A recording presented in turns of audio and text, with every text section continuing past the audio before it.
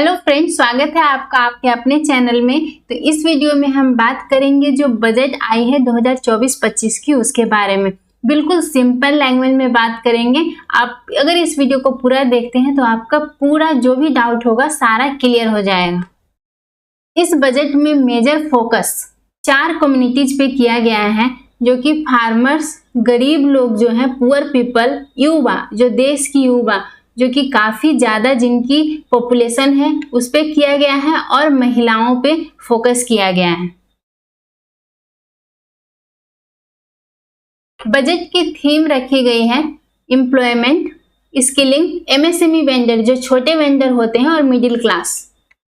अब हम बात करते हैं सैलरी एम्प्लॉय के लिए टैक्स रेट में क्या चेंजेज हुए हैं।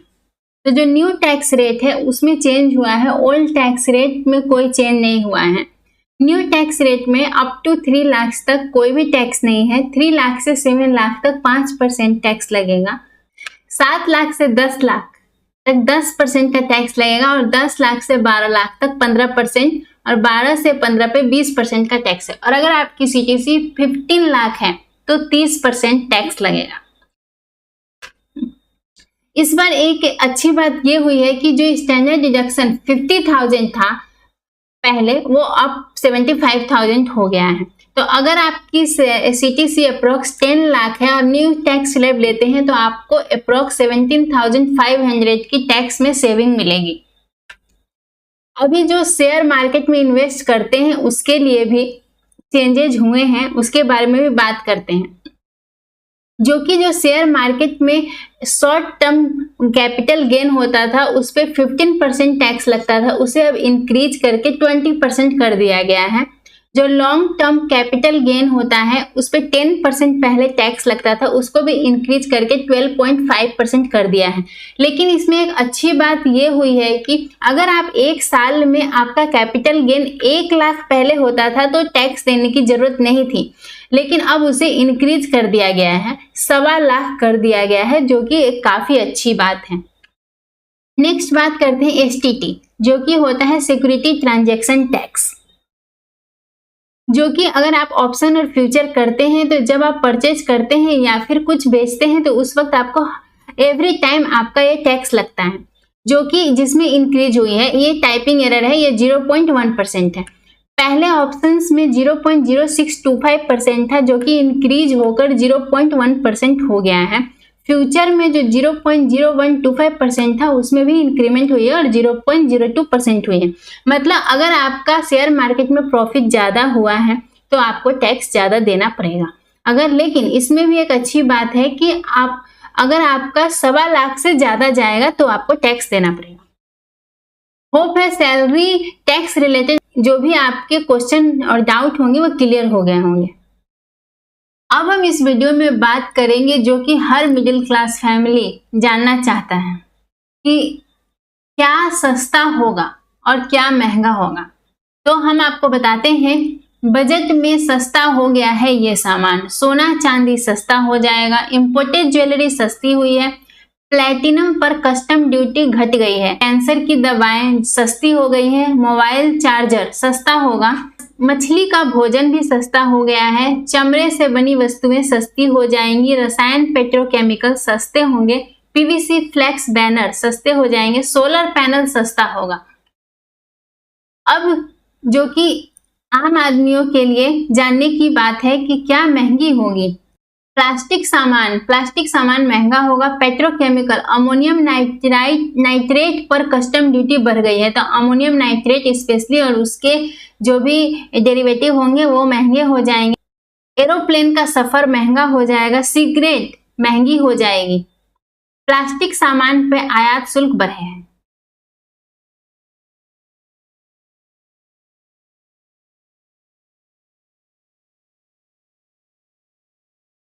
इस बार युवा के लिए सरकार ने एक नई पहल शुरू की है। अगर आपकी फ्रेशर फर्स्ट जॉब लगती है तो आपको, और आपकी सैलरी 1 लाख पर मंथ है या फिर उससे कम है, तो आपको 15,000 रुपीज सरकार, अप टू 15,000 रुपीज सरकार की तरफ से मिलेगी 3 इंस्टॉलमेंट में। और जहां पे आपकी जॉब लगती है। मतलब इस स्कीम से एम्प्लॉय और एम्प्लॉयर दोनों को बेनिफिट है। एम्प्लॉयर को जो ईपीएफओ का कंट्रीब्यूशन होता है एम्प्लॉयर की तरफ से, उसे सारे न्यू हायर के लिए 2 साल तक अप टू 3000 पर मंथ सरकार की तरफ से रीइंबर्स होगा। तो ये स्कीम से जो फ्रेशर, जो हमारे देश में अनएम्प्लॉयमेंट है, उसे कुछ हद तक कम करने की, काफी हद तक कम करने की पहल की गई है।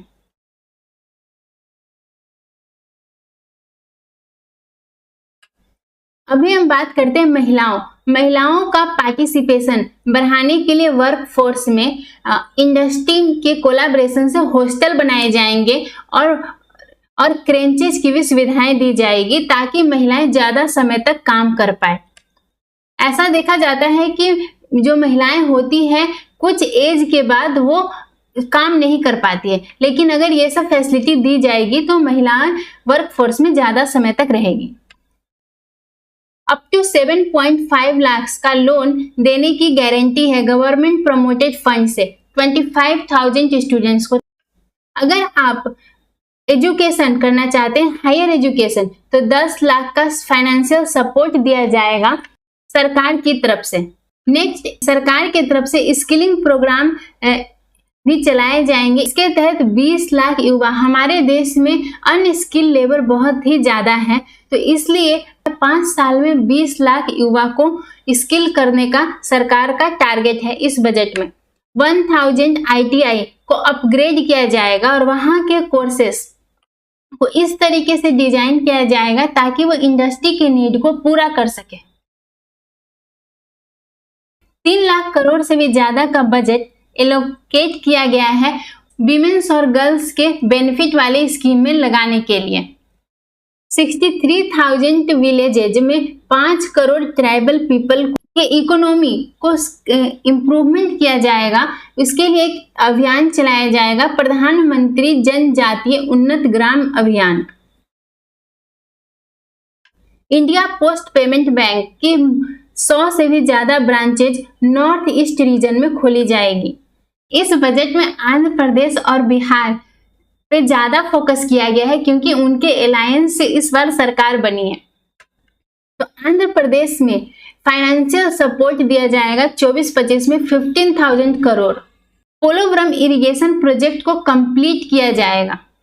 जो इंडस्ट्रियल कॉरिडोर है उनमें भी infrastructure like water, power, railway और रोड की नीड को पूरा किया जाएगा। जो मुद्रा लोन था जिसकी लिमिट पहले 10 लाख थी तरुण कैटेगरी में, उसकी लिमिट को इंक्रीज करके 20 लाख करोड़ कर दिया गया है, जो कि काफी अच्छी बात है। इंटर्नशिप अपॉर्चुनिटीज, ये जो अपोजिशन में सरकार आने वाली थी उन्होंने वादे किए थे, उससे मिलता जुलता स्कीम है। इस स्कीम में 5 साल के सरकार के इस पीरियड में 500 टॉप कंपनी में 1 करोड़ यूथ को इंटर्नशिप दिया जाएगा, जिसमें उन्हें इंटर्नशिप में अलाउंसेस भी मिलेगी। 5,000 पर मंथ उन्हें अलाउंस दिया जाएगा और प्लस 6,000 CSR फंड से मिलेगा। अर्बन डेवलपमेंट के तहत स्टैंप ड्यूटी को कम किया जाएगा। इसमें सेंट्रल गवर्नमेंट स्टेट को इनकरेज करेगी कि अगर विमेंस के नाम पर अगर आप कोई भी प्रॉपर्टीज लेते हैं तो उसमें जो स्टैंप ड्यूटी है उसको कम किया जाएगा। 100 वीकली हाट और स्ट्रीट फूड हब कुछ सेलेक्टेड सिटी में डेवलप की जाएगी। जो 14 लार्ज सिटी जिनकी पॉपुलेशन 30 लाख से ज्यादा है वहां पे ट्रांजिट ओरिएंटेड डेवलपमेंट प्लान बनाए जाएंगे और उन्हें डेवलप किया जाएगा। वाटर मैनेजमेंट पे भी फोकस किया गया है। इसके तहत water supply, sewage treatment, solid waste management project चलाए जाएंगे 100 लार्ज सिटीज में। पीएम आवास अर्बन 2.0 के तहत 1 करोड़ जो अर्बन पुअर और मिडिल क्लास फैमिली हैं उनको घर दिया जाएगा और इस योजना में अप्रॉक्स 10 लाख करोड़ इन्वेस्ट किया जाएगा। नेक्स्ट, अगर आप सोलर पावर यूज करते हैं तो 1 करोड़ अप्रॉक्स 1 करोड़ घर को 300 यूनिट एवरी मंथ फ्री बिजली दी जाएगी। ये योजना का मेन मोटिव है कि ताकि आप सोलर पावर ज्यादा से ज्यादा जनता यूज करे। इंफ्रास्ट्रक्चर को भी डेवलप करने में काफी इस बार बजट एलोकेट किया गया है। 11,11,000 करोड़ इंफ्रास्ट्रक्चर के डेवलपमेंट के लिए एलोकेट किया गया है, जो कि हमारे जीडीपी का 3.4% है। 1.5 lakh crore interest free loan central government states को प्रोवाइड करेगी। प्रधानमंत्री ग्राम सड़क योजना के फेज 4 के तहत 25,000 रूरल हैबिटेट में ऑल वेदर कनेक्टिविटी की जाएगी। टूरिज्म पे भी काफी फोकस किया गया है। Vishnupad temple corridor, Mahabodhi temple corridor को काशी विश्वनाथ टेम्पल कॉरिडोर की तरह डेवलप किया जाएगा। राजगीर को भी डेवलप करने का इनिशिएटिव लिया जाएगा। नालंदा को भी डेवलप किया जाएगा। उड़ीसा को डेवलप किया जाएगा। Monuments, craftsman, wild life sanctuaries, Orissa में इन सबको डेवलप किया जाएगा। उसे एक अल्टीमेट टूरिज्म डेस्टिनेशन बनाने का इस बार के बजट में टारगेट लिया गया है। रिसर्च और इनोवेशन सेक्टर में financial pool of 1 lakh crore, space economy के लिए 1000 करोड़ इस बजट में इन्वेस्ट करने का सेटअप रखा गया है। जो एंजल टैक्स लगता था उसे एबॉलिश कर दिया गया है, जो कि काफी अच्छी बात है। कॉर्पोरेट टैक्स रेट, जो फॉरेन कंपनियों पे कॉर्पोरेट टैक्स रेट लगता था, उसे भी डिक्रीज किया गया है ताकि फॉरेन कंपनी इंडिया में आए ज्यादा से ज्यादा। 40% से 35% कर दिया गया है। अभी हम देखते हैं कि भारत सरकार को पैसे कहां से आते हैं। तो अप्रोक्स 19% इनकम टैक्स से आता है और 27% सरकार लोन लेती है, उससे आता है। 18% जीएसटी से आता है। कस्टम से 4% आता है और कॉर्पोरेशन टैक्स 17% आता है। जो पैसा आता है वो आखिर कहां जाता है? पेंशन के लिए 4% जाता है। टोटल खर्चे का 19% सरकार इंटरेस्ट पेमेंट करने में यूज करती है। उसके अलावा 6% सब्सिडीज पे देती है, 21% स्टेट शेयर पे देती है, डिफेंस पे 8% खर्च करती है। अभी यहाँ पे पूरा समरी आप देख सकते हैं डिफेंस पे कितना लिया गया है। Defence, rural development, agriculture and alignment, health पे भी काफी फोकस किया गया है। 89,287 करोड़ रुपीज। अभी हम चेंजेस देखते हैं कि 23-24 में सरकार कितना इन्वेस्ट कर रही थी और 24-25 में क्या टारगेट रखा गया है। तो देख सकते हैं मनरेगा स्कीम पे जो 60,000 करोड़ का ने इन्वेस्ट किया था उसे इंक्रीज करके 86,000 करोड़ रुपीज इन्वेस्ट करेगी। इसी तरीके से रिसर्च एंड डेवलपमेंट में भी सरकार ने इंक्रीमेंट करने का सोचा है। सोलर पावर पे भी काफी ज्यादा सरकार इन्वेस्ट करेगी, जो कि पहले 4,970 करोड़ रुपीज था, उसे अब इंक्रीज करके 10,000 करोड़ रुपीज कर दी गई है। डायरेक्ट बेनिफिट ट्रांसफर में जो कि 180 करोड़ रुपीज सरकार ने इन्वेस्ट किया था, उसके लिए अभी 1,500 करोड़ रुपीज इन्वेस्ट करने का प्लान रखा गया है। तो हो सकता है कि एलपीजी सस्ती हो सकती है।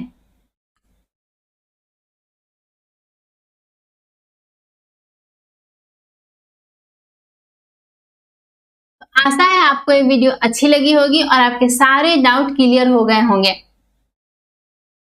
इस वीडियो को ज्यादा से ज्यादा शेयर करिए ताकि सभी लोगों को बजट के बारे में जो भी डाउट है क्लियर हो जाए और हमारे चैनल को सब्सक्राइब करना ना भूलें। Thank you for watching.